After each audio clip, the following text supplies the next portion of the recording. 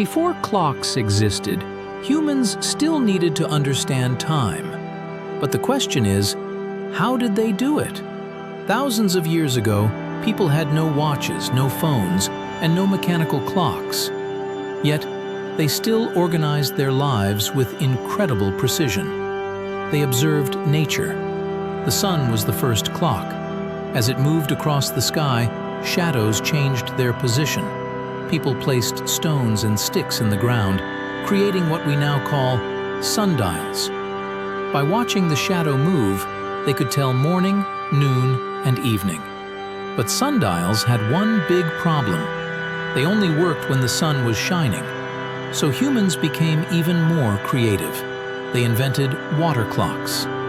Water, slowly dripping from one container to another, allowed people to measure time day and night. In ancient Egypt, China, and Greece, water clocks were used in temples, courts, and homes.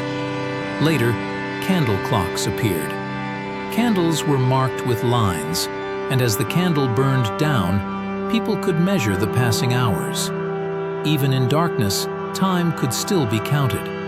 Another simple yet powerful invention was the hourglass. Sand flowing from top to bottom helped sailors, monks, and travelers track time accurately. But time was not only measured on the ground. People looked up to the sky.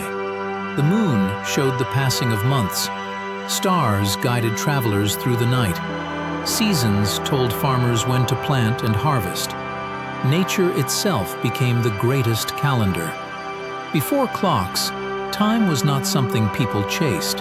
It was something they lived with. They woke with the sun, worked under its light, and rested when darkness arrived. And maybe they understood time better than we do today.